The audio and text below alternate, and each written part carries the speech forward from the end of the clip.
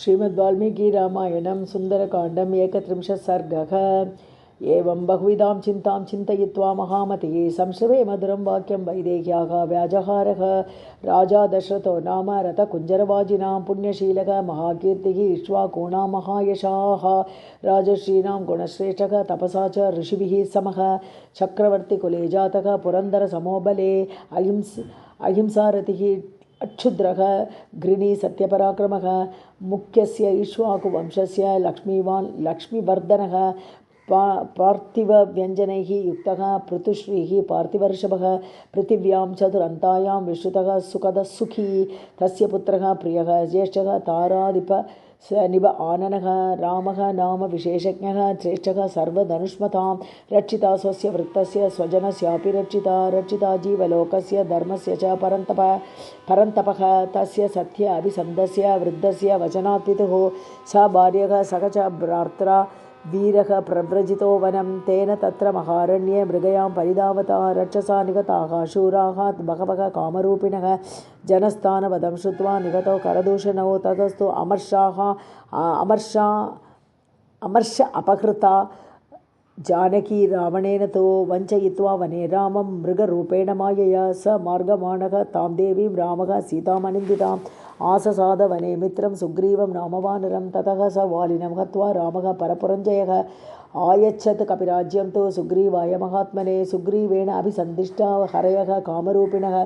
दिक्षु सर्वासु तां देवीं विचिन्वन्तः सहस्रशः अहं सम्पाति वचनात् शतयोजनमायतं तस्या हेतोः विशालाक्ष्याः समुद्रं वेगवान् प्लुतः यथा रूपं यदा वर्णां यदा लक्ष्मवतीं च ताम् अश्रौषं राघवस्य अहं सा इयम् आसादिता मया विरराम एवमुक्त्वा स रवाचं वानरपुङ्गवः जानकी चापि तच्छ्रुत्वा विस्मयं परमं गता ततः सा वक्रकेशान्ता शुकेशी केशसंवृतम् उन्नम्य वदनं भीरुः शिंशुपाम् अन्ववैचत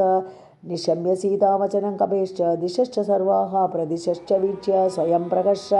प्रकर्षं परमं जगाम सर्वात्मना राममनुस्मरन्ते सा नितिर्यगोर्ध्वं च तथा हि अधस्तात् निरीक्ष्यमाणा तम् अचिन्त्य बुद्धिं ददर्श पिङ्गाधिपतेः अमात्यं वातात्मजं सूर्यमिव उदयस्थम् इति श्रीमद्रामायणे वाल्मीकि आदिकाव्ये सुन्दरकाण्डे 31 सर्गः। सीतारामाभ्यां नमः। 32 सर्गः। ततः शाकान्तरे लीनं दृष्ट्वा चलितमानसा वेष्टित अर्जुनवस्त्रं तं विद्युत् सङ्गातपिङ्गलं सा ददर्श कपिं तत्र प्रश्रितं प्रियवादिनं पुल्ल अशोक उत्खराभासं तप्तचामीकर ईक्षणं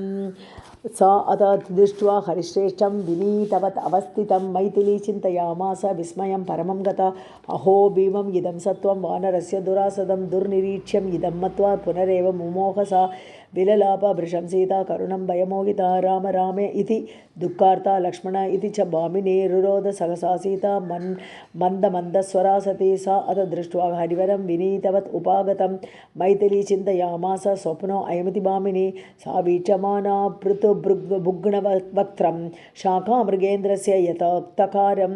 ददर्श पिङ्गप्रवरं महार्घं मातात्मजं बुद्धिमतां वरिष्ठं सा तं समीक्ष्य एव वृषं विपन्ना गत असुकल्पेव बभूव सीता चिरेण संज्ञां प्रतिलभ्य च एवं विचिन्तयामास विशालनेत्रा स्वप्नो मया अयं विकृतो अद्य दृष्टः शाखामृगः शास्त्रगणैः निषिद्धः स्वस्त्यस्तु रामाय सलक्ष्मणाय तथा पितुर्मे जनकस्य राज्ञः स्वप्नो हि न अयं न हि मे अस्ति निद्रा शोकेन दुःखेन च पीडितायाः सुखं हि मे नास्ति यतो विहीना तेन इन्दुपूर्णप्रतिभ आननेन रामेति सदैव बुद्ध्या विचिन्त्य वाचा ब्रुवती तमेव तस्य अनुरूपं च कथां तदर्थाम् एवं प्रवक्ष्यामि तथा शृणोमि अहं हि तस्य अद्य मनोभवेन सम्पीडिता तद्गत सर्वभावा विचिन्तयन्ती सततं तमेव तथैव पश्यामि तथा शृणोमि मनोरथः स्यात् इति चिन्तयामि तथापि बुद्ध्यापि विकर्तयामि किं कारणं तस्य हि नास्ति रूपं सुव्यक्तरूपश्च वदति अयं मां नमोऽस्तु वाचस्पतये स वज्रिणे स्वयंभुवे चैव हुताशनाय अनेन च उक्तं यदिदं मम अग्रतः वनौकसा तच्च तथा अस्तु न अन्यथा। इति श्रीमद्रामायणे वाल्मीकि आदिकाव्ये सुन्दरकाण्डे 32 सर्गः। सीतारामाभ्यां नमः। 33 सर्गः। स अवतीर्य द्रुमात् तस्माद् विद्रुम प्रतिमाननः विनीतवेषः कृपणः प्रणिपत्य उपसृत्य च ताम् अब्रवीत् महातेजा हनुमान् मारुतात्मजः शिरसि अञ्जलिमादाय सीतां मधुरया गिरा कानो पद्मपदापलाशाक्षी क्लिष्टकौशेयवासिनी द्रुमस्य शाखाम् आलभ्य तिष्ठसि त्वम् अनिन्दिते किमर्थं तव नेत्राभ्यां वारिस्रवति शोकजं पुण्डरीकपलाशाभ्यां विप्रकीर्णाम् इव उदकं सुराणामसुराणां च नागगन्धर्वरक्षसां यक्षाणां किन्नराणां च का त्वं भवसि शोभने का त्वं भवसि रुद्राणां मरुतां वा वरानने वसूनां वा वरारोहे देवता प्रतिभासि मे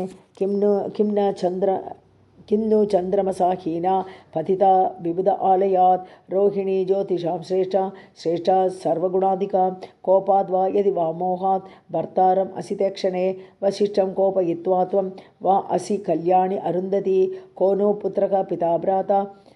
भर्ता वा ते सुमध्यमे अस्मात् लोकात् अमुं लोकं गतं त्वम् अनुशोचसि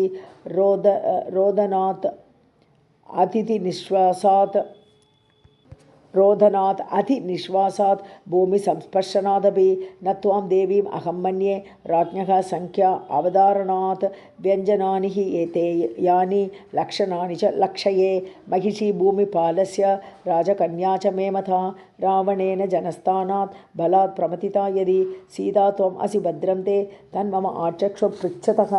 यदा हि तव वैदैन्यं रूपं चापि अतिमानुषं तपसा च अन्वितः वेषः त्वं राममहिषी ध्रुवं सा तस्य वचनं श्रुत्वा रामकीर्तनहर्षिता उवाच वाक्यं वैदेही हनुमन्तं द्रुम आश्रितं पृथिव्यां राजसिंहानां मुख्यस्य विदितात्मनः स्नुषा दर्शतस्य अहं शत्रुसैन्य प्रणाशिनः दुहिता जनकस्य अहं वैदेहस्य महात्मनः सीता इति नाम्ना च उक्ता अहं भार्या रामस्य धीमतः समाद्वादश तत्र अहं राघवस्य निवेशने भुञ्जानामानुषान् भोगान् सर्वकामसमृद्धिनी ततः 13 वर्षे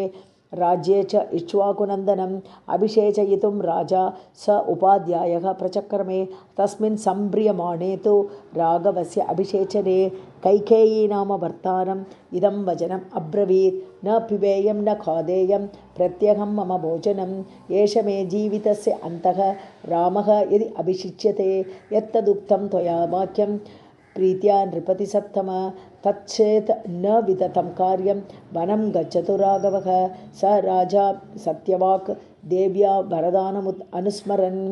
मुमोहवचनं श्रुत्वा कैकेय्याः क्रूरम् अप्रियं ततस्तं स्थविरः राजा सत्यधर्मे व्यवस्थितः ज्येष्ठं यशस्विनं पुत्रं रुदन् राज्यम् अयाचत स पितृवचनं श्रीमान् अभिषेकात् परं प्रियं मनसा पूर्वमासाद्य वाचा प्रतिगृहीतवान् दद्यात् न प्रतिगृह्णीयात् सत्यं ब्रूयात् न च अनृतम् अपि जीवितहेतोर्हि रामः सत्यपराक्रमः स विहाय उत्तरीयाणि महार्हाणि महायशाः विसृज्य मनसा राज्यं जनन्यै मां समादिशत् सा अहं तस्य अग्रतः तूर्णं प्रस्थिता वनचारिणी न हि मेते न हीनात्मा वासः स्वर्गे अपि रोचते प्रागेव तु महाभागः सौमित्री हि मित्रनन्दनः पूर्वजस्य अनुयात्रार्थं कुशचीरैः अलङ्कृतः ते वयं भर्तुरादेशं बहुमान्य दृढव्रताः प्रविष्टाः स्वपुरा अदृष्टं वनं गम्भीरदर्शनं वसतः दण्डकारण्ये तस्य अहम् अमित ओजसः रक्षसा अपहृता भार्या रावणेन दुरात्मना 2 मासौ तेन मे कालः जीवित अनुग्रहः कृतः ऊर्ध्वं 2 तु मासाभ्यां ततस्त्यक्षामि जीवितम् इति श्रीमद्रामायणे वाल्मीकि आदिकाव्ये सुन्दरकाण्डे 33 सर्गः। सीतारामाभ्यां नमः। 34 सर्गः। तस्याः तद्वचनं श्रुत्वा हनुमान् हरिपुङ्गवः दुःख अभिभूतायाः सान्त्वम् उत्तरम् अब्रवीत्। अहं रामस्य सन्देशात् देवी दूतः तव आगतः। वैदेही कुशली रामः सत्वां कौशलमब्रवीत्। यो ब्राह्ममस्त्रं वेदांश्च वेदविदाम्बरः सत्वां दाशरथी रामः देवी कौशलमब्रवीत्। लक्ष्मणश्च महातेज भर्तुः ते अनुचरः प्रियः कृतवान् शोकसन्तप्तः शिरसा ते अभिवादनं। सा तयोः कुशलं देवी निशम्य नरसिंहयोः प्रतिसंहृष्ट सर्वाङ्गी हनुमन्दमद अब्रवीत्। कल्याणी बत गाता इयं लौकिकी प्रतिभाति मा गेति जीवन्तम् आनन्दः नरं वर्षशतादपि। तयोः समागमे तस्मिन् प्रीतिः उत्पादिता अद्भुता। परस्परेण च आलापं विश्वस्तौ तौ प्रचक्रतुः। तस्याः तद्वचनं श्रुत्वा हनुमान् मारुतात्मजः सीतायाः शोकसन्तप्तायाः समीपम् उपचक्रमे। यथा यथा समीपं स हनुमान् उपसर्पति तथा तथा रावणं सा तं सीता परिशङ्कते। अहो दिक् कृतम् इदं कथितं हि यदस्य मे रूपान्तरम् उपागम्य स एव अयं हि रावणः। ताम् अशोकस्य शाखां तु विमुक्त्वा शोककर्षिता तस्यां एव अनवद्याङ्गी धरण्यां समुपाविशत्। अवन्दत महाबाहुः ततः तां जनकात्मजां सा च एनं भयसन्त्रस्ता भूयः न एनम् उदैक्षत। तं दृष्ट्वा वन्दमानं च सीता शशिनिबाणना अब्रवीत् दीर्घमुच्छ्वास्य उत्स्वस्य वानरं मधुरस्वरात्। मायां प्रविष्टः मायावी यदि त्वं रावणः स्वयम् उत्पादयसि मे भूयः सन्तापं तत् न शोभनं। स्वं परित्यज्य रूपं यः परिव्राजकरूपवान् जनस्थाने मया दृष्टः त्वं स एव हि रावणः। उपवासकृशान्तीनां कामरूपनिशाचर सन्तापयसि मां भूयः सन्तापं तत् न शोभनम्। अथवा न एतदेवं हि यन्मया परिशङ्कितं मनसो हि राम मम प्रीतिरुत्पन्ना तव दर्शनात्। यदि रामस्य दूतः त्वम् आगतः भद्रमस्तु ते। पृच्छामि त्वां हरिश्रेष्ठ प्रिया रामकथा हि मे गुणान् रामस्य कथय प्रियस्य मम वानर। चित्तं हरसि मे सौम्य नदीकूलं यथारयः। अहो स्वप्नस्य सुखता या अहमेव चिर आहृता। प्रेषितं नाम पश्यामि राघवेण वनौकसं स्वप्ने अपि यदि अहं वीरं राघवं सह लक्ष्मणं पश्येयं न अवसीदेयं स्वप्नोऽपि मम मत्सरी। न अहं स्वप्नम् इमं मन्ये स्वप्ने दृष्ट्वा हि वानरं न शक्यो अभ्युदयः प्राप्तः च अभ्युदयो मम। किं नु स्यात् चित्तमोहो अयं भवेत् वातगतिस्तु इयम्। उन्मादजः विकारः वा स्याद् अयं मृगतृष्णिका अथवा न अयम् उन्मादः मोहो अपि उन्मादलक्षणः।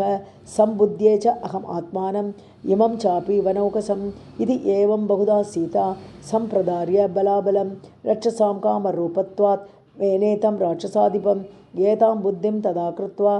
सीता सा तनुमध्यमा न प्रतिव्याजहार अथ वानरं जनकात्मजा। सीताया निश्चितं बुद्ध्वा हनुमान् मारुतात्मजः श्रोत्र अनुकूलैः वचनैः तदा तां सम्प्रहर्षयन्। आदित्य इव तेजस्वी लोककान्तः शशि यथा राजा सर्वस्य लोकस्य देवः वैश्रवणो यथा विक्रमेण उपपन्नश्च यथा विष्णुः महायशाः सत्यवादी मधुरवाक् देवः वाचस्पतिः यथा रूपवान् सुभगः श्रीमान् कन्दर्प इव मूर्तिमान् स्थानक्रोधः प्रगतां च श्रेष्ठः लोके महारथः बाहुच्छायाम् अवष्टब्धः यस्य लोको महात्मनः। अपक्रम्य आश्रमपदात् मृगरूपेण राघवं शून्ये येन अपनीता असि तस्य द्रक्ष्यसि तत्फलम्। अचिराद् रावणं संख्ये यो वदिष्यति वीर्यवान् क्रोधप्रमुक्तैः इषुभिः ज्वलद्भिः इव पावकैः। तेन अहं प्रेषितः दूतः त्वत्सकाशम् इह आगतः। त्वद्वियोगेन दुःखार्तः सत्वां कौशलम् अब्रवीत्। लक्ष्मणश्च महातेजाः सुमित्रानन्दवर्धनः अभिवाद्य महाबाहुः सत्वां कौशलम् अब्रवीत्। रामस्य च सखा देवी सुग्रीवः नाम वानरः राजा वानरमुख्यानां सत्वां कौशलम् अब्रवीत्। नित्यं स्मरति ते रामः स सुग्रीवः सह लक्ष्मणः। दिष्ट्या जीवसि वैदेही राक्षसी वशमागता न चिराद् द्रक्ष्यसे रामं लक्ष्मणं च महारथं मध्ये वानरकीटा कोटीनां सुग्रीवं च अमित ओजसम् अहं सुग्रीव सचिवः हनुमान् नाम वानरः प्रविष्टः नगरीं लङ्कां लङ्घयित्वा महोदधिं कृत्वा मूर्ध्नि यद् अन्यासां रावणस्य दुरात्मनः त्वां द्रष्टुम् उपयातो अहं समाश्रित्य पराक्रमं न अहम् अस्मि तथा देवी यथा माम् अवगच्छसि विशङ्का त्यज्यताम् एषा श्रद्धत्स्व वदतो मम इत्यार्षे श्रीमद् रामायणे वाल्मीकि आदिकाव्ये सुन्दरकाण्डे 34 सर्गः। सीतारामाभ्यां नमः। 35 सर्गः। तां तु रामकथां श्रुत्वा वैदेही वानरर्षभात् उवाच वचनं सान्त्वम् इदं मधुरया गिरा क्व ते रामेण संसर्गः कथं जानासि लक्ष्मणं वानराणां नराणां च कथम् आसीत् समागमः यानि रामस्य चिह्नानि लक्ष्मणस्य च वानर तानि भूयः समाक्षस्व न मां शोकः समाविशेत् कीदृशं तस्य संस्थानं रूपं तस्य च कीदृशं कथम् ऊरु कथं बाहु लक्ष्मणस्य च शंसमे एकम् एव मुक्तस्तु वैदेह्या हनुमान् मारुतात्मजः ततो रामं यथावत् तत्त्वम् आख्यातुम् उपचक्रमे जानन्ति बत दृष्ट्या मां वैदेही परिपृच्छसि भर्तुः कमलपत्राक्षि संस्थानं लक्ष्मणस्य च यानि रामस्य चिह्नानि लक्ष्मणस्य च यानि वै लक्षितानि विशालाक्षि वदतः शृणुतानि मे रामः कमलपत्राक्षः पूर्णचन्द्रनिभ आननः रूपदाक्षिण्य संपन्नः प्रसूतः जनकात्मजे तेजसा आदित्यसङ्काशः क्षमया पृथिवीसमः बृहस्पतिसमो बुद्ध्या यशसा वासवोपमः रक्षिता जीवलोकस्य स्वजनस्य च रक्षिता स्वस्य वृत्तस्य धर्मस्य च परन्तपः रामो भामिनि लोकस्य चातुर्वर्ण्यस्य रक्षिता मर्यादानां च लोकस्य कर्ता कारयिता च सः अर्चिष्मान् अर्चितः अत्यर्थं ब्रह्मचर्यव्रते स्थितः साधूनाम् उपकारज्ञः प्रचारज्ञः च कर्मणां राजनीत्यां विनीतश्च ब्राह्मणानाम् उपासकः ज्ञानवान् शीलसम्पन्नः विनीतश्च परन्तपः यजुर्वेदविनीतश्च वेदविद्भिः सुपूजितः धनुर्वेदे च वेदाङ्गेषु च निष्ठितः विपुलांसः महाबाहुः कम्बुग्रीवः शुभाननः गूढजत्रुः सुताम्राक्षः रामो नाम जनैर्श्रुतः दुन्दुभिस्वन निर्घोषः स्निग्धवर्णः प्रतापवान् समश्च सुविभक्ताङ्गः वर्णं श्यामं समाश्रितः त्रिस्थिरः त्रिप्रलम्बश्च त्रिसमः त्रिषु च उन्नतः त्रिताम्रः त्रिषु च स्निग्धः गम्भीरस्त्रिषु नित्यशः त्रिबलीमान् त्रयवनतः चतुर्व्यङ्गः त्रिशीर्षवान् चतुर्कलश्चतुर्लेखः चतुष्किष्कुश्चतुस्समः चतुर्दशसमद्वन्द्वः चतुर्दंष्ट्र चतुर्गतिः महोष्ठहनुनाशश्च पञ्चस्निग्धः अष्टवंशवान् दशपद्मः दशबृहत् त्रिभिः व्याप्तः द्विशुक्लवान् षडुन्नतः नवतनुः त्रिभिः व्याप्नोति राघवः सत्यधर्मरतः श्रीमान् संग्रह अनुग्रहे रतः देशकालविभागज्ञः सर्वलोकप्रियंवदः भ्राता च अस्य च वैमात्रः सौमित्रिः प्रभः अनुरागेण रूपेण गुणैश्चापि तथाविधः स स्वर्णच्छविः श्रीमान् रामः श्यामो महायशाः तौ उभौ नरशार्दूलौ त्वद्दर्शनकृत उत्सवौ विचिन्वन्तौ महीं कृष्णाम् अस्माभिः सखसङ्गतौ त्वामेव मार्गमाणौ तौ विचरन्तौ वसुन्धरां ददश्रुतुः मृगपतिं पूर्वजेन अवरोपितं ऋष्यमूकस्य मूले तु बहुपादपसङ्कुले भ्रातुः भयात् आर्तम् आसीनं सुग्रीवं प्रियदर्शनं वयं च हरिराजं तं सुग्रीवं सत्यसङ्गरं परिचर्यामहे राज्यात् पूर्वजेन अवरोपितं ततस्तौ क्षीरवासवसनौ धनुष्प्रवरपाणिनौ ऋष्यमूकस्य शैलस्य रम्यं देशमुपागतौ स तौ दृष्ट्वा नरव्याघ्रौ धन्विनौ वानरर्षभः अभिप्लुतः गिरेः तस्य शिखरं भयमोहितः ततः स शिखरे तस्मिन् वानरेन्द्रः व्यवस्थितः तयोः समीपं मामेव प्रेषयामास सत्वरं तौ अहं पुरुषव्याघ्रौ सुग्रीव वचनात् प्रभु रूपलक्षणसम्पन्नौ कृत अञ्जलिः उपस्थितः तौ परिज्ञात तत्त्वार्थौ मया प्रीतिसमन्वितौ पृष्ठम् आरोप्य तं देशं प्रापितौ पुरुषऋषभौ निवेदितौ च तत्त्वेन सुग्रीवाय महात्मने तयोः अन्योन्यसम्भाषात् भृशं प्रीतिः अजायत तत्र तौ कीर्तिसम्पन्नौ हरीश्वर नरेश्वरौ परस्परकृत आश्वासौ कथया पूर्ववृत्तया तं ततः सान्त्वयामास सुग्रीवं लक्ष्मण अग्रजः स्त्रीहेतोः वालिना भ्रात्रा निरस्तं पुरुतेजसा त्वत् नाशजं शोकं रामस्य अक्लिष्टकर्मणः लक्ष्मणः वानरेन्द्राय सुग्रीवाय निवेदयत् स श्रुत्वा वानरेन्द्रः तु लक्ष्मणेन ईरितं वचः तदा आसीत् निष्प्रभः अत्यर्थं ग्रहग्रस्त इव अंशुमान् ततस्त्वद्गात्रशोभिनी रक्षसा ह्रियमाणया यानि आभरणानि जालानि पतितानि मयीतले तानि सर्वाणि रामाय आनीय हरियूतपाः संहृष्टाः दर्शयामासुः गतिं तु न विदुः तव तानि रामाय दत्तानि मया एव उपहृतानि च स्वनवन्ति अवकीर्णानि तस्मिन् विगतचेतसि तानि अङ्के दर्शनीयानि कृत्वा बहुविधं तदा तेन देवप्रकाशेन देवेन परिदेवितं पश्यतः तानि रुदतः ताम्यतश्च पुनः पुनः प्रादीपयत् दाशरथेः तदा शोककुताशनं शायितं च चिरं तेन दुःखार्तेन महात्मना मयापि विविधैः वाक्यैः कृष्णाद् उत्थापितः पुनः तानि दृष्ट्वा महार्गाणि दर्शयित्वा मुहुर्मुहुः राघवः सह सौमित्रिः सुग्रीवे सन्निवेशयत् स तव अदर्शनात् आर्ये राघवः परितप्यते मा महता ज्वलता नित्यम् अग्निः इव अग्निपर्वतः त्वत्कृते तम अनिद्रा च शोकश्चिन्ता च राघवं तापयन्ति महात्मानम् अग्नि आघारम् इव अग्नयः तव अदर्शनशोकेन राघवः परिचाल्यते महता भूमिकम्पेन महानिव शिलोच्चयः काननानि सुरम्याणि नदी प्रसरणानि च चरन् रतिमाप्नोति त्वाम् अपश्यन् नृपात्मजे सत्त्वा मनुज शार्दूलः क्षिप्रं प्राप्स्यति राघव स मित्रबान्धवं हत्वा रावणं जनकात्मजे सहितौ रामसुग्रीवौ उभौ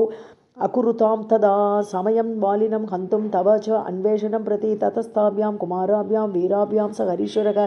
किष्किन्धां समुपागम्य वाली युद्धे निपातितः ततो निहत्य तरसा रामः वालिनमाहवे सर्वऋक्षहरिसङ्गानां सुग्रीवम् अकरोत्पत्तिं रामसुग्रीवयोः ऐक्यं देवी एवं सम अजायत हनुमन्तं च मां विद्धि तयोः दूतम् उपागतं स्वं राज्यं प्राप्य सुग्रीवः स्वान् आनीय महाकपीन् तदर्थं प्रेषयामास दिशो दशमहाबलान् आदिष्टाः वानरेन्द्रेण सुग्रीवेण महोजसः अद्रिराजप्रतीकाशाः सर्वतः प्रस्थिता मही ततस्ते मार्गमाणा वै सुग्रीव वचनातुराः चरन्ति वसुधां कृष्णां वयम् अन्ये च वानराः अङ्गदः नाम लक्ष्मीवान् वालिसूनुः महाबलः प्रस्थितः कपिशार्दूलः त्रिभागबलसंवृतः तेषां नः विप्रनष्टानां विन्द्ये पर्वतसप्तमे भृशं शोकपरीतानाम् अहोरात्रगणात् गताः ते वयं कार्यनैराश्यात् कालस्य अतिक्रमेण च भयाच्च कपिराजस्य प्राणान् त्यक्तुम् उपस्थिताः विचित्य गिरिदुर्गाणि नदी प्रस्रवणानि च अनासाद्य पदं देव्याः प्राणान् त्यक्तुं व्यवस्थिताः ततस्तस्य गिरेर्मूर्ध्नि वयं प्रायम् उपास्महे दृष्ट्वा प्रायोपविष्टां च सर्वान् वानरपुङ्गवान् वृषं शोकार्णवे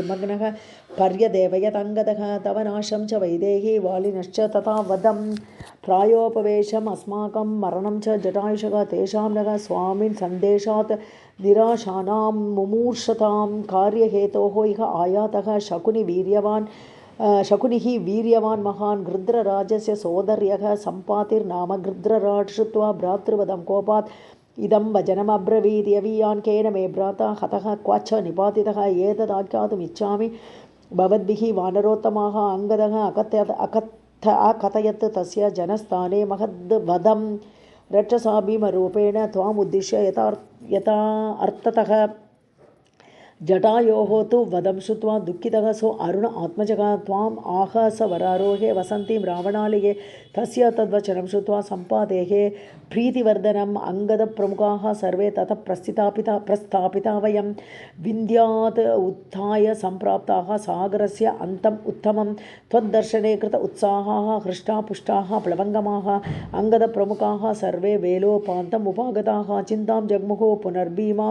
त्वद्दर्शनसमुत्सुकाः अत अहं हरिसैन्यस्य सागरं दृश्यसीदतः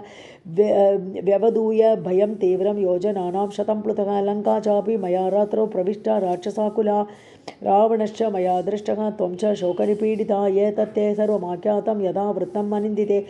अभिभाषस्व मां देवी दूतो दाशरथेः अहं तन्मां रामकृत उद्योगं त्वन्निमित्तम् इह आगतं सुग्रीवसचिवं देवी बुध्यस्व भवनात्मजं कुशली तैव तव काकुत्स्थः सर्वशस्त्रभृताम्बरः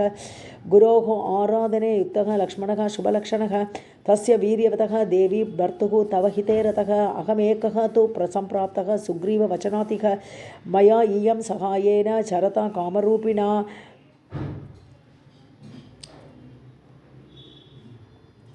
दक्षिणा दिग अनुक्रांता त्वन्मार्गविषयैषिणा दिष्ट्या अहं हरिसैन्यानां तन्नाशम् अनुशोचताम् अपनेष्यामि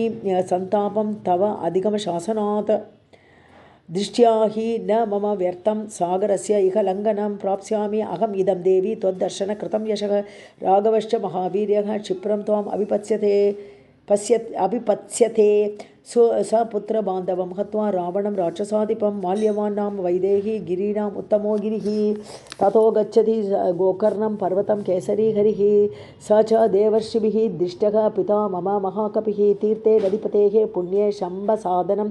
उद्धरन् यस्य अहं हरिणः क्षेत्रे जातः वातेन मैथिली हनुमानिति विख्यातः लोके स्वेन एव कर्मणा विश्वासार्थं तु वैदेही भर्तुः उक्ता मया गुणाः अचिरा त्वाम् इतः देवी राघवः नयिता ध्रुवम् एवं विश्वासिता सीता हेतुभिः शोककर्षिता उपपन्नैः अभिज्ञानैः दूतं तम् अधिगच्छति अतुलं च गता हर्षं प्रहर्षेण तु जानकी नेत्राभ्यां वक्रपश्माभ्यां मुमोच आनन्दजं जलं चारु तद्वदनं तस्याः ताम्रशुक्लायत ईक्षणम् अशोभत विशालाक्ष्याः राहुमुक्त इव उडुराट् हनुमन्तं कपिं व्यक्तं मन्यते न अन्यथा इति सा अथ उवाच हनुमान् ताम् उत्तरं प्रियदर्शनां एतत्ते सर्वमाख्यातं सम् आश्वसिकी मैथिली किं करोमि कथं वा ते रोचते प्रतीयामि अहम् हते असुरे सम्यति शम्भसाधने कपिप्रवीरेण महर्षिचोदना ततो अस्मि वायुप्रभवो हि मैथिली प्रभावतः तत् प्रतिमश्च वानरः इति श्रीमद् रामायणे वाल्मीकि आदिकाव्ये सुन्दरकाण्डे 35 सर्गः सीतारामाभ्यां नमः। 36 सर्गः भूय एव महातेजा हनुमान् पवनात्मजः अब्रवीत् प्रश्रितं वाक्यं सीता प्रत्ययकारणात् वानरोऽहं महाभागे दूतो रामस्य धीमतः रामनामाङ्कितं च इदं पश्य देवी अङ्गुलीयकं प्रत्ययार्थं तव आनीतं तेन दत्तं महात्मना समाश्वसी भद्रन्ते क्षीणसु दुःखफला हि असि गृहीत्वा प्रेक्षमाणा सा भर्तुः करविभूषितं भर्तारमिव सम्प्राप्तं जानकी मुदिता अभवत् चारु तद्वदनं तस्य ताम्रशुक्लायत ईक्षणं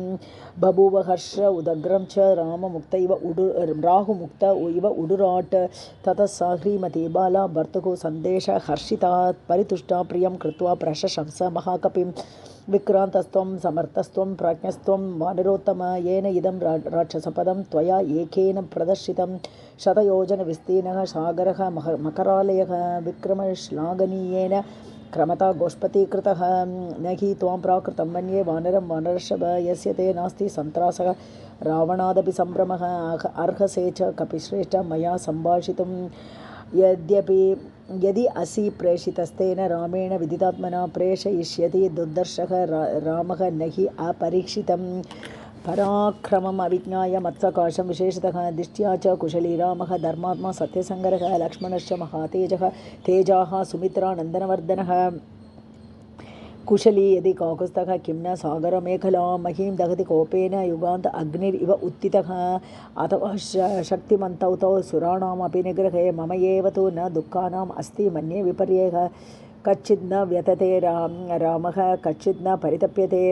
उत्तराणि च कार्याणि कुरुते पुरुषोत्तमः कच्चित् न दीनः सम्भ्रान्तः कार्येषु न च मुह्यति कच्चित् पुरुषकार्याणि कुरुते नृपतेः सुतः द्विविधं त्रिविध उपायम् अपि सेवते विजिगीषुः सुहृत् कच्चित् मित्रेषु च परन्तपः कच्चित् मित्राणि लभते अमित्रैः च अपि अभिगम्यते कच्चित् मित्रश्चापि पुरस्कृतः कच्चित् आशास्ति देवानां प्रसादं पार्थिवात्मजः कच्चित् पुरुषकारं च दैवं च प्रतिपद्यते कच्चित् न विगतस्नेहः विवासात् मयि राघवः कच्चित् मां व्यसनात् अस्मात् मोक्षयिष्यति राघवः सुखानाम् उचितः नित्यम् असुखानाम्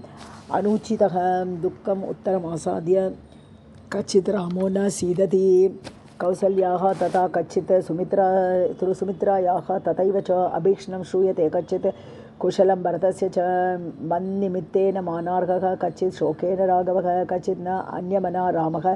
कच्चित् मां तारयिष्यति कच्चित् अष्टौहिणीं भीमा भरतः भ्रातृवत्सलः द्विजिनीं मन्त्रिभिः गुप्तां प्रेषयिष्यति मत्कृते वानराधिपतिः श्रीमान् सुग्रीवः कच्चिदेष्यति मत्कृते हरिभिः वा वीरैः वृतः दन्तनकायुधैः कच्चित् च लक्ष्मणः शूरः सुमित्रानन्दवर्धनः अस्त्रवित्तशरजालेन राक्षसान् विदमिष्यति रौद्रेण कच्चित् अस्त्रेण रामेण निहतं रणे द्रक्ष्यामि अल्पेन कालेन रावणं स सुहृज्जनं कच्चित् न तद्धेम समानवर्णं तस्याननं पद्मसमानगन्धी मया विना शुष्यति शोकदीनं जलक्षये पद्मम् इव आतपेन धर्मापदेशात् त्यजतः स्वराज्यं मां चापि अरण्यं नयतः पदातेः न आसीत् यथा यस्य न भीः न शोकः कच्चित् सधैर्यं हृदये करोति न च अस्य माता न पिता न च अन्यः स्नेहाद्विशिष्टो अस्ति मया समो वा तावद् हि अयं दूतः जिजीविषेयं यावत् प्रवृत्तिं शृणुयां प्रियस्य इतीव देवी वचनं महार्तं तं वानरेन्द्रं मधुरार्थमुक्त्वा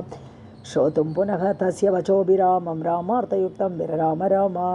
सीताया वचनं श्रुत्वा मारुतिः भीमविक्रमः शिरसि अञ्जलिमादाय वाक्यमुत्तरमब्रवीत् न त्वाम् इहस्तां जानीते रामः कमललोचनः तेन त्वां न आनयति आशु शचीमिव पुरन्दरः श्रुत्वा एव च वचो मह्यं क्षिप्रमेषिति राघवः क्षमुं प्रकर्षन् महतीं हरिरुक्षगणसंयुतां विष्टम्बयित्वा बाणौगैः अक्षोभ्यं वरुणालयं करिष्यति पुरीं लङ्कां काकुत्स्थः शान्तराक्षसां तत्र यदि अन्तरं मृत्युः यदि देवा महासुराः स्थास्यन्ति पति रामस्य स तानपि वदिष्यति तव अदर्शनजेन आर्ये शोकेन परिपूरितः न शर्म लभते रामः सिंहार्दित इव द्विपः मन्दरेण च ते देवी शपे मूलफलेन च मलयेन च विन्द्येन मेरुणा दर्दुरेण च यदा सुनयनं वल्गु बिम्बोष्टं चारुकुण्डलं मुखं द्रक्ष्यसि रामस्य पूर्णचन्द्रमिव उदितं क्षिप्रं द्रक्ष्यसि वैदेही रामं प्रस्रवणे गिरौ शतक्रतुमिव आसीनं नागपृष्ठस्य मूर्धने न मांसं राघवः भुङ्क्ते न चैव मधुसेवते वन्यं सुविहितं नित्यं भक्तम् अश्नाति पञ्चमं नैव दंशान् न मशकान् न कीटान् न सरीसृपान् राघवो अपनयेत् गात्रात् त्वद्गतेन अन्तरात्मना नित्यं ध्यानपरो रामः नित्यं शोकपरायणः न अन्यत् चिन्तयते किञ्चित् स तु कामवशं गतः अनिद्रः सततं रामः सुप्तो अपि च नरोत्तमः सीते इति मधुरां वाणीं व्याहरन् प्रतिबुध्यते दृष्ट्वा फलं वा पुष्पं वा यच्च अन्यत् स्त्रीमनोहरं बहुशः हा प्रिये इति एवं श्वसन् त्वाम् अभिभाषते सदेवी नित्यं परितप्यमानः त्वामेव सीते इति अभिभाषमाणः धृतव्रतः राजसुतः महात्मा तवैव लाभाय कृतप्रयत्नः सा रामसङ्कीर्तनशिबीतशोका रामस्य शोकेन शमानशोका शरत्मुखेन अम्बुदशेषचन्द्र निषेव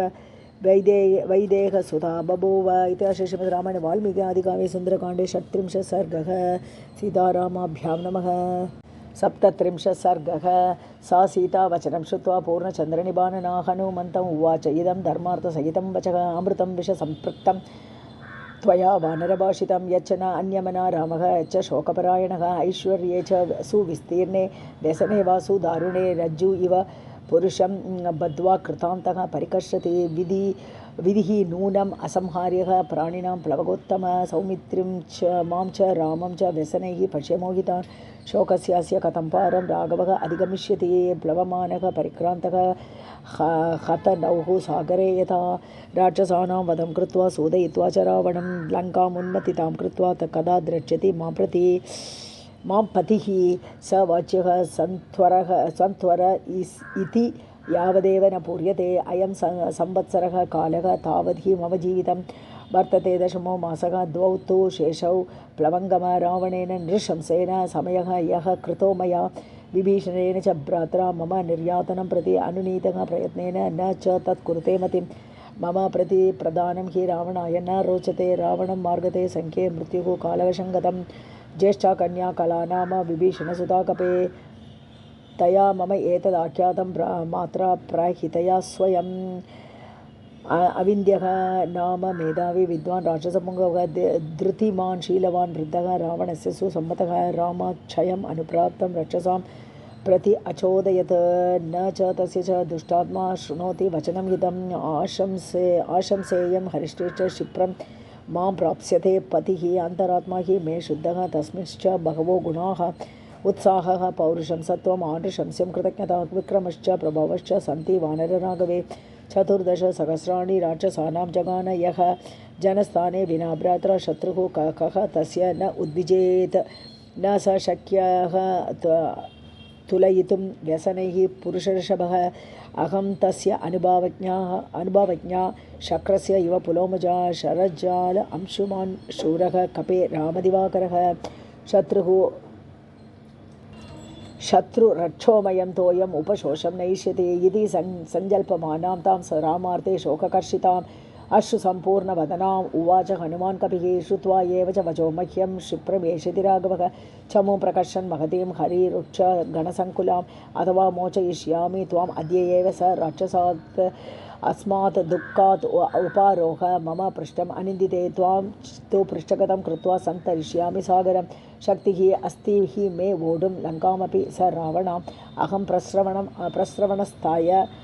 राघवाय अद्य मैथिली प्रापयिष्यामि शक्राय हव्यं हुतमिव अनलः द्रक्ष्यसि अद्य एव वैदेही राघवं सह लक्ष्मणं व्यवसाय समायुक्तं विष्णुं दैत्यवदे यथा त्वद्दर्शनकृत उत्साहम् आश्रमस्थं महाबलं पुरन्दरमिव आसीनं नगराजस्य मूर्धनि पृष्ठमारोह मे देवी मा विकाङ्क्षस्व शोभने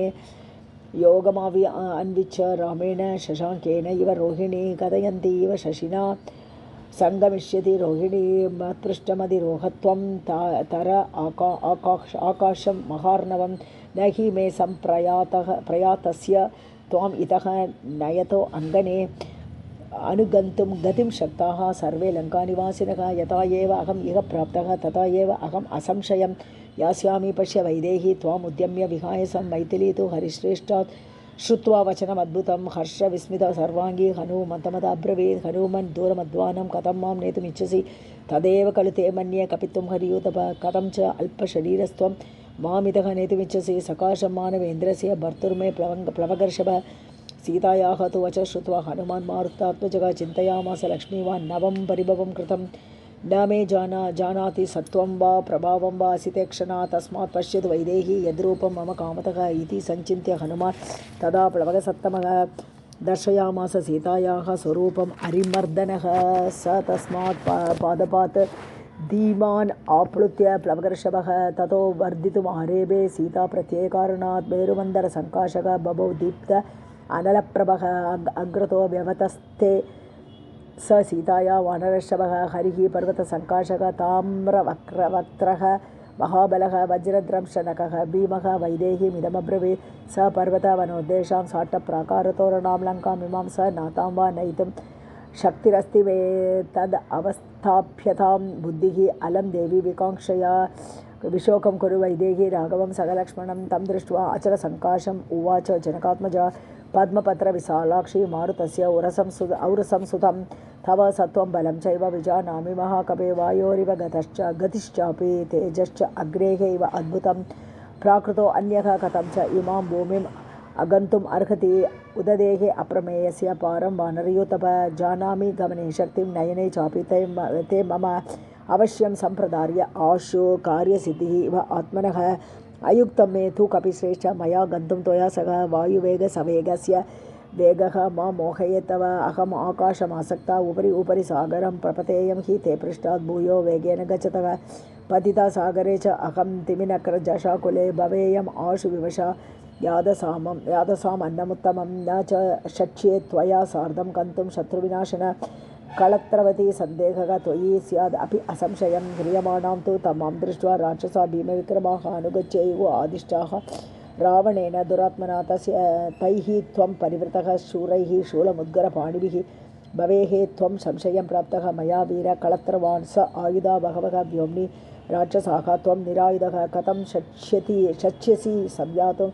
मां चैव परिरक्षितुं युध्यमानस्य रक्षोभिः ततस्तैः क्रूरकर्मिभिः प्रपतेयं हि ते पृष्ठात् भयार्ता कपिसत्तम अथ रक्षांसि भीमानि महान्ति बलवन्ति च कथञ्चित् साम्पराये त्वां जयेयुः कपिसत्तम अथवा युध्यमानस्य पतेयं विमुखस्य ते पतितां च गृहीत्वा मां नयेयुः पापरक्षसाः मां वा हरेयुः त्वद्हस्तात् विशसेयुः अथापि वा अनवस्थौ हि दृश्येते युद्धे जयपराजयो अहं वापि विपद्येयं रक्षोभिः अभितर्जिता त्वत्प्रयत्नः हरिश्रेष्ठ भवेत् निष्फल एव तो कामं त्वम् अपि पर्याप्तः निगन्तुं सर्वराक्षसान् राघवस्य यशो हि एत त्वया शस्तैः तु राक्षसैः अथवा आदाय रक्षांसि नेसेयुः संवृतेः मां यत्र तेनाभिजानीयुः हरयः नापि राघवः आरम्भः तु मदर्थो अयं ततः तव निरर्थकः त्वया हि सह रामस्य महान् आगमने गुणः मयि जीवितम् आयत्तं राघवस्य अमिततेजसः भ्रातॄणां च महाभागो तव राजकुलस्य च तौ निराशौ मदर्थं च शोकसन्तापकर्षितौ सह सर्वऋक्ष हरिभिः त्यक्षतः प्राणसङ्ग्रहं भर्तुभक्तिं पुरस्कृत्य रामात् अन्यस्य वानर न अहं स्प्रष्टुं स्वतः गात्रमिच्छेयं वानरोत्तम यदहं गात्रसंस्पर्शं रावणस्य गता बलात् अनीशा किं करिष्यामि विनाता विवशा सति यदि रामः दशग्रीवम् इह हत्वा स राक्षसं माम् इतः गृह्य गच्छेत् तस्य सदृशं भवेत् श्रुता च दृष्टा हि मया पराक्रमा महात्मनस्तस्य रावणमर्दिनः न देवगन्धर्वभुजङ्गराक्षसाः भवन्ति रामेण समाहि संयुगे समीक्षितं संयुति जित्रकार्मुकं महाबलं वासवतुल्यविक्रमं स लक्ष्मणं को विषहेत राघवं हुताशनं दीप्तमिव अनिलयीरितं स लक्ष्मणं राघवम् आजिमर्दनं दिशागजं मां मत्थम् इव व्यवस्थितं सहेतको वानरमुख्यसंयुगे युगान्तसूर्यप्रतिमं शराक्षिषं स मे कपिश्रेष्ठ स लक्ष्मणं प्रियं स यूतपं क्षिप्रम् इह उपपादय चिराय रामं प्रतिशोककर्षितं कुरुष्व मां वानरवीरहर्षिताम् इति श्रीमद्रामायणे वाल्मीकि आदिकाव्ये सुन्दरकाण्डे 37 सर्गः सीतारामाभ्यां नमः 38 सर्गः ततः स कपिशार्दूलः तेन वाक्येन तोषितः सीताम् उवाच तच्छ्रुत्वा वाक्यं वाक्यविशारदः युक्तरूपं त्वया देवी भाषितं शुभदर्शने सदृशं स्त्रीस्वभावस्य साध्वीनां विनयस्य च स्त्रीत्वात् न त्वं समर्थासि सागरं व्यतिवर्तितुं मामधिष्ठाय विस्तीर्णं शतयोजनमायतं द्वितीयं कारणं यच्च ब्रवीषि विनयान्विते रामादन्यस्य न अर्हामि संसर्गम् इति जानकी एतत्ते देवी सदृशं पत्न्याः तस्य महात्मनः काहि अन्या त्वामृते देवी ब्रूयात् वचनम् ईदृशं शोष्यते चैव काकुत्स्थः सर्वं निरवशेषतः चेष्टितं यत् त्वया देवी भाषितं च मम अग्रतः कारणैः बहुभिः देवी रामप्रियचिकीर्षया स्नेहप्रस्खन्नमनसा मया एतत् समुदीरितं लङ्कायाः दुष्प्रवेशत्वात् दुस्तरत्वात् महोदधेः सामर्थ्यात् आत्मनश्चैव मया एतत् समुदीरितम् इच्छामि त्वां समानेतुम् अद्य एव रघुनन्दिना गुरुस्नेहेन भक्त्या च न अन्यथा तत् उदाहृतं यदि न उत्सहसे यातुं मया सार्धमनिन्दिते अभिज्ञानं प्रयच्छ त्वं जानीयात् राघवो हि यत् एवमुक्ता हनुमता सीता सुरसुतोपमा उवाच वचनं मन्दं ग्रथित अक्षरम् इदं श्रेष्ठम् अभिज्ञानं ब्रूयाः त्वं तु मम प्रियं शैलस्य चित्रकूटस्य पादे पूर्व उत्तरे पदे तापसाश्रमवासिन्याः प्राज्यमूलफलोदके तस्मिन् सिद्धाश्रमे देशे मन्दाकिनी अविदूरतः तस्य उपवनकण्ठेषु नानापुष्पसुगन्धिषु विहृत्य सलिले क्लिन्नः मम अङ्केषु सम् उपाविशः ततो मांससमायुक्तः वायसः पर्यतुण्डयत् तमहं लोष्टमुद्यम्य वारयामि स्म वायसं धारयन् स च मां काकः तत्र एव प्रलीयते न चापि अपारमन् मांसात् भक्षार्थी बलिभोजनः उत्कर्षन्त्यां च रशनां क्रुद्धायां मयि प्रक्षिणे संस्रमाने च वसने ततो दृष्टा त्वया हि अहं त्वया विहसिता च अहं क्रुद्धा संलज्जिता तदा बच्चगृद्धेन काकेन धारिता त्वाम् उपागता ततः श्रान्ता अहम् उत्सङ्गम् आसीनस्य तव आविशं क्रुद्यन्तीव प्रहृष्टेन त्वया अहं परिसान्त्विता बाष्पपूर्णमुखे मन्दं चक्षुषी परिमार्जते लज्जिता अहं त्वया नाथ वायसेन प्रकोपिता परिश्रमाच्च सुप्ता वै राघव अङ्के अस्मि अहं चिरं पर्यायेण प्रसुप्तश्च मम अङ्के भरत अग्रजः स तत्र पुनरेव अथ वायसः उपागमत् ततः सुप्तप्रबुद्धा मां राघव अङ्कात् सम् उत्थितां वायसः सहसा आगम्य विदधार स्तनान्तरे पुनरुत्था अथ उत्पत्य विदधार स मां वृषं ततः समुत्थितो रामः मुक्तैः शोणितबन्धुभिः स मां दृष्ट्वा महाबाहुः वितुन्नां स्तनयोः तदा आशीविषैव क्रुद्धः श्वसन् वाक्यम् अभाषत केन ते नागनासुरो विक्षतं वै स्तनान्तरं कक्रीडति सरोषेण पञ्चवक्त्रेण भोगिना वीक्षमाणस्ततस्तं वै वायसं समवैक्षत नगैः स रुद्रैः तीक्ष्णैः मामेव अभिमुखं स्थितं पुत्रः किल स शक्रस्य वायसपततं वरः धरान्तरं गतः शीघ्रं पवनस्य गतौ समः ततस्तस्मिन् महाबाहुः कोपसंवर्तते ईक्षणः वायसे कृतवान् क्रूरां मतिमतां वरः स दर्भसंस्तरात् गृह्य ब्रह्मणः अस्त्रेण योजयत् स दीप्त इव कालाग्निः जज्ज्वाल अभिमुखो द्विजं स तं प्रदीप्तं चिक्षेप दर्भं तं वायसं प्रति ततस्तु वायसन्दर्भः सो अम्बरे अनुजगामः अनुसृष्टः तदा काकः जगाम विविधां गतिं त्राणकाम इवं लोकं सर्वं वै विचचारः स पित्रा च परित्यक्तः सर्वैश्च परमऋषिभिः त्रीन् लोकान् तं परिक्रम्य तमेव शरणं गतः स तं निपतितं भूमौ शरण्यः शरणागतं वदार्हम् अपि काकुत्स्थः कृपया पर्यपालयन् परिद्यूनं विवरणं च पतमानं तम् अब्रवीत्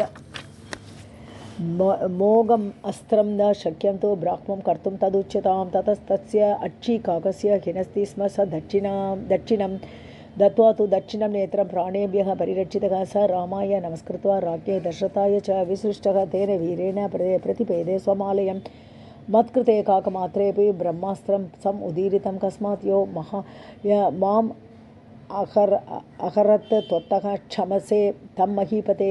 स कुरुष्व महोत्साहां कृपां मयि नरर्षभ त्वया नाथवती नाथा हि अनाथा इव दृश्यते आनुशंस्यं परो धर्मः त्वत्त एव मया श्रुतं जानामि त्वं महावीर्यं महोत्साहं महाबलम् अपारवारम् अक्षोभ्यं गाम्भीर्यात् सागरोपमं भर्तारं समुद्रायाः धरण्या वासवोपमम् एवम् अस्त्रविदां श्रेष्ठः बलवान् सत्त्ववान् अपि किमर्थम् अस्त्रं रक्षसु न योजयसि राघव न नागा नापि गन्धर्वा न सुरा न मरुद्गणाः रामस्य समरेषि वेगं शक्ताः प्रतिसमीहितुं तस्य वीर्यवतः कच्चित् यदि अस्ति मयि सम्भ्रमः किमर्थं न शरैस्तीक्ष्णैः क्षयं नयति राक्षसान् भ्रातुरादेशमादाय लक्ष्मणः वा परन्तपः कस्य हेतोः न मां वीरः परित्राति महाबलः यदि तौ पुरुषव्याघ्रो वायु इन्द्रसमतेजसौ सुराणामपि दुर्दर्शौ किमर्थं माम् उपेक्षतः ममैव दुष्कृतं किञ्चित् महदस्ति न संशयः समर्थौ अपि तौ यन्मां न अवेक्षेते परन्तपो वैदेह्या वचनं श्रुत्वा करुणं स अश्रुभाषितम् अथ अब्रवीत् महातेजा हनुमान् हरियूतपः तत्शोकविमुखः रामः देवी सत्येन ते शपे रामे दुःखाविपन्ने तु लक्ष्मणः परितप्यते कथञ्चित् भवति दृष्टा न काल परिशोधितुम् इमं मुहूर्तं दुःखानाम् अन्तं द्रक्ष्यसि बलशोभने तौ उभौ पुरुषव्याघ्रौ राजपुत्रौ महाबलौ त्वद्दर्शनकृत कृत उत्साहो लोकान् भस्मीकरिष्यतः हत्वा च समरक्रूरं रावणं सहबान्धवं राघवः त्वां विशालाक्षी स्वांपुरीं प्रति नेष्यति ब्रूहि यद्राघवो वाच्यः लक्ष्मणश्च महाबलः सुग्रीवः वापि तेजस्वी हरयो वा समागतः इत्युक्तवती तस्मिंश्च सीता पुनरथ अब्रवीत् कौसल्यालोकभर्तारं सुषुवे यं मनस्विनी तं मम अर्थे सुखं पृच्छ शिरसा च अभिवादय स्रजश्च सर्वरत्नानि प्रियायाश्च वराङ्गनाः ऐश्वर्यं च विशालायां पृथ्व्याम् अपि दुर्लभं पितरं मातरं चैव सम्मान्य अभिप्रसाद्य च अनुप्रव्रजितः रामं सुमित्रा येन सुप्रजाः आनुकूल्येन धर्मात्मा तत्त्वा सुखम् अनुत्तमम् अनुगच्छति काकुस्थं भ्रातरं पालयन् वने सिंहस्कन्दः महाबाहो मनस्वी प्रियदर्शनः पितृवद्वर्तते रामे मातृवत् मां समाचरत् ह्रियमाणां तदा वीरः न तो मां वेद लक्ष्मणः वृद्ध उपसेवी लक्ष्मीवान् शक्तः न बहुभाषिता राजपुत्रः प्रियश्रेष्ठः सदृशः श्वश्रस्य मे मत्तः प्रियतरो नित्यं भ्राता रामस्य लक्ष्मणः नियुक्तः दुरी यस्यां तो ताम् उद्वहति वीर्यवान् यं दृष्ट्वा राघवो नैव वृत्ताम् आर्यम् अनुस्मरेत् स मम अर्थाय कुशलं वक्तव्यः वचनात् मम मृदु नित्यं शुचिर्दक्षः प्रियो रामस्य लक्ष्मणः यदा हि वानरश्रेष्ठ दुःखक्षयकरो भवेत् त्वम् अस्मिन् कार्यनिर्वाहे प्रमाणं हरियूतप राघवः त्वत्समारम्भात् मयि यत्नपरो भवेत् इदं ब्रूयाश्च मेनातं शूरं रामं पुनः पुनः जीवितं धारयिष्यामि मासं दशरथात्मज ऊर्ध्वं मासात् न जीवेयं सत्येन अहं ब्रवीमि ते रावणेन उपरुद्धा मां निकृत्य पावकर्मणा त्रातुमर्हसि वीरत्वं पातालादिवकौशिकीं ततो वस्त्रान्तं मुक्त्वा दिव्यं चूडामणिं शुभं प्रदेयः राघवाय इति सीता हनुमते ददौ प्रतिगृह्य ततो वीरः मणिरत्नम् अनुत्तमम्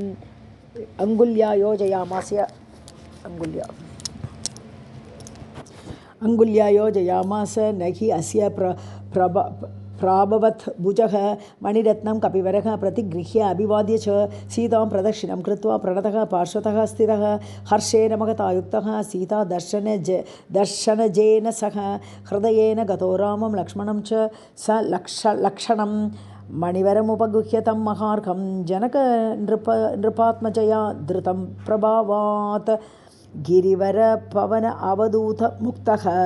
सुखितमनाः प्रतिसंक्रमं प्रपेदे इति श्रीमद् रामायणे वाल्मीकि आदिकाव्ये सुन्दरकाण्डे 38 सर्गः सीतारामाभ्यां नमः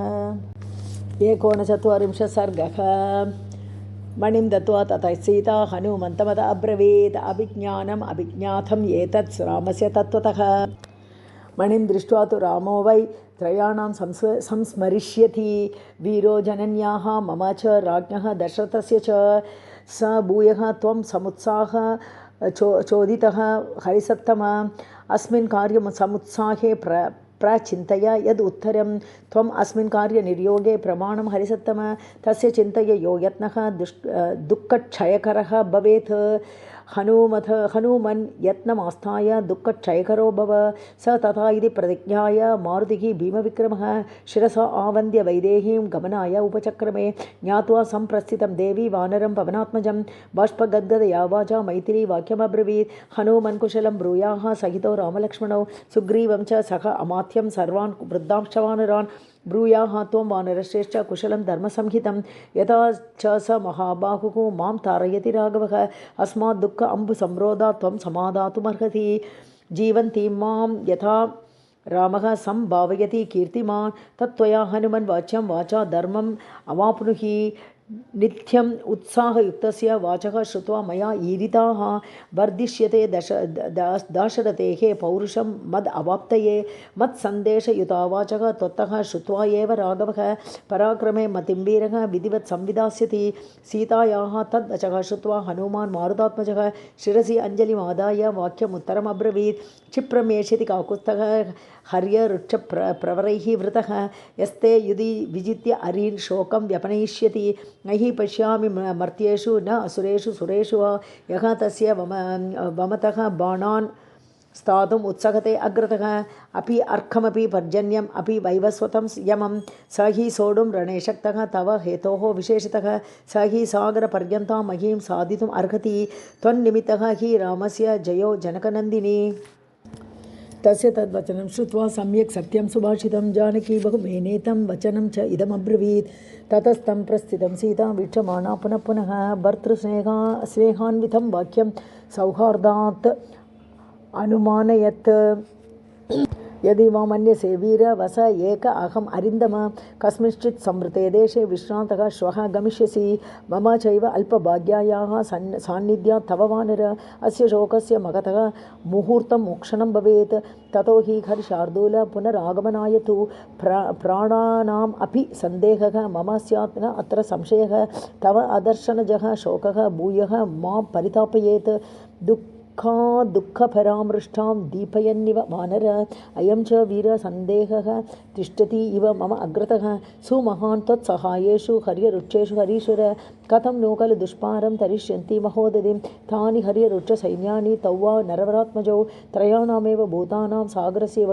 इह लङ्घने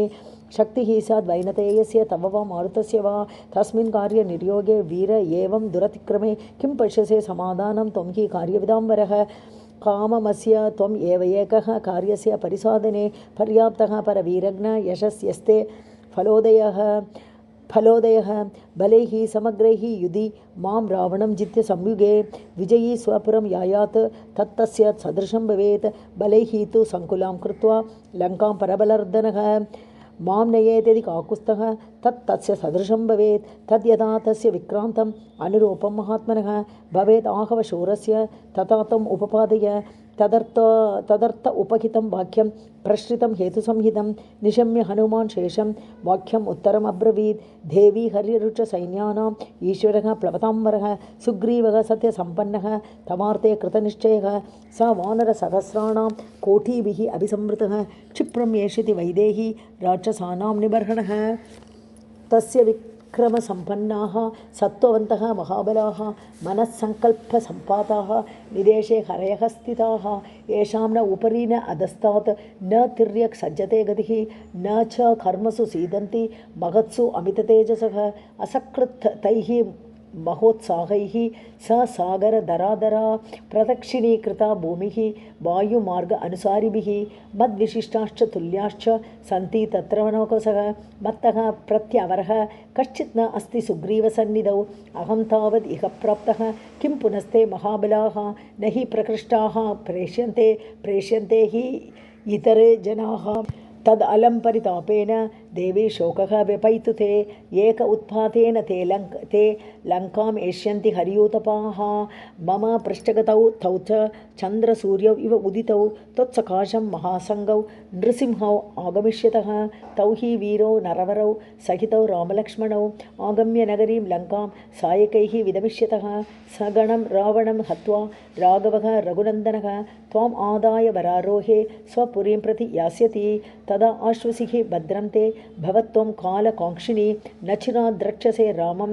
प्रज्वलन्तम् इव अनलं निहते राक्षसेन्द्रे च स पुत्र अमात्य बान्धवे त्वं समेष्यसि रामेण शशाङ्केनैव रोहिणी क्षिप्रं त्वं देवि शोकस्य पारं द्रक्ष्यसि मैथिली रावणं चैव रामेण द्रक्ष्यसे निहतं बलात् एवमाश्वास्य वैदेही हनुमान् मारुतात्मजः गमनाय मतिं कृत्वा वैदेहीं पुनरब्रवीत् तम् अरिघ्नं कृत आत्मानं क्षिप्रं द्रक्ष्यसि राघवं लक्ष्मणं च धनुष्पाणिं लङ्काद्वारमुपागतं नखदंष्ट्रायुधान् वीरान् सिंहशार्दूलविक्रमान् वानरान् वारणेन्द्रावान् क्षिप्रं द्रक्ष्यसि सङ्गतान् शैल अम्बुदनिकाशानां लङ्कामलयसानुषु नर्दताङ्कविमुख्यानाम् आर्ये यूथानि अनेकशः स तु मर्मणि घोरेण ताडितो मन्मथ ईशुना न शर्म लभते रामः सिंह अर्दित इव द्विपः रुद मा देवी शोकेन मा भूते मनसो भयं शचीव भर्त्रा शक्रेण सङ्गम एष्यसि शोभने रामाद् विशिष्टको अन्यः अस्ति कश्चित् सौमित्रिणा समः अग्निमारुतकल्पौ तौ भ्रातरौ तव संश्रयौ न अस्मिन् शिरं वत्स्यसि देवि देशे रक्षो गणेः अद्युषिते अतिरौद्रे न ते चिरादागमनं प्रियस्य क्षमच्च मत्सङ्गमकालमात्रम् इति श्रीमद्रामायणे वाल्मीकि आदिकाव्ये सुन्दरकाण्डे 39 सर्गः। सीतारामाभ्यां नमः। 40 सर्गः। श्रुत्वा तु वचनं तस्य वायुसूनोः महात्मनः उवाच आत्महितं वाक्यं सीता सुरसतोपमा त्वां दृष्ट्वा प्रियवक्तारं सम्प्रकृष्यामि वानर अर्धसञ्जातसस्येव वृष्टिं प्राप्य वसुन्धरा यथा तं पुरुषव्याघ्रं गात्रैः शोक अभिकर्षितैः संस्पृहेयं स कामा अहं तथा कुरु दयां मयि अभिज्ञानं च रामस्य दद्या हरिगणोत्तम क्षिप्ताम् ईशिकां काकस्य कोपाद् एक अक्षिशातनी मनश्शिलायाः तिलकः गण्डपार्श्वे निवेशितः त्वया प्रणष्टे तिलके तं किल स्मर्तुमर्हसि स वीर्यवान् कथं सीतां कृतां सम् अनुमन्यसे वसन्तीं रक्षसां मध्ये महेन्द्रवरुणोपम एष चूडामणिर्दिव्यः मया सुपरिरक्षितः एतं दृष्ट्वा प्रहृष्यामि व्यसने त्वाम् इव अनग एष निर्यातितः श्रीमान् मया ते वारिसम्भवः अथ परं न शक्ष्यामि जीवितुं शोकलालसा असह्यानि च दुःखानि वाचश्च हृदयश्चितः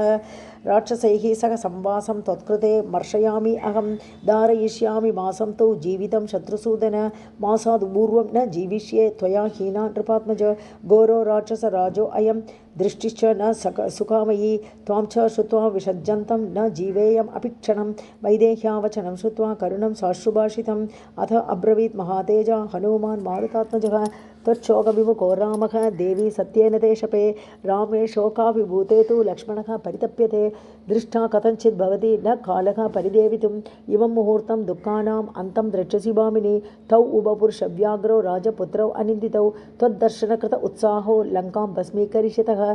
हत्वा च तु समरे रक्षः रावणं सह बान्धवैः राघवौ त्वां विशालाक्षि स्वां पुरीं प्रति नेष्यतः यत्तु रामः विजानीयात् अभिज्ञानम् अनिन्दिते प्रीतिसञ्जननं भूयः तस्य त्वं दातुमर्हसि सा अब्रवीत् दत्तमेव अहो मया अभिज्ञानमुत्तमम् एतदेव हि रामस्य दृष्ट्वा यत्नेन भूषणं श्रद्धेयं हनुमन्वाक्यं तव वीर भविष्यति स तं मणिवरं गृह्य श्रीमान् प्लवगसत्तमः प्रणम्य शिरसा देवीं गमनाय उपचक्रमे तम् उत्पातकृत उत्साहम् अवेक्ष्य हरियुतपं वर्धमानं महावेगम् उवाच जनकात्मजा अश्रुपूर्णमुखी दीना बाष्पगद्गदया गिरा हनुमन् सिंहसंकाशौ भ्रातरौ रामलक्ष्मणौ सुग्रीवं च सह अमात्यं सर्वान् ब्रूया अनामयम् यथा च स महाबाहुः मां तारयति राघवः अस्मात् दुःख अम्बुसम्रोधात् त्वं समादातुमर्हसि इदं च तीव्रं मम शोकवेगं रक्षोभिरेभिः परिवर्तनं च भूयास्तु रामस्य गतः समीपं शिवश्च ते अद्वा अस्तु हरिप्रवीर स राजपुत्र्या प्रतिवेदितार्थः कपिकृतार्थः परिहृष्टचेताः तदल्पशेषं प्रसमीक्ष्य कार्यं दिशं हि उदीचीं मनसा जगाम इति श्रीमद्रामायणे वाल्मीकि आदिकाव्ये सुन्दरकाण्डे 40 सर्गः। सीतारामाभ्यां नमः।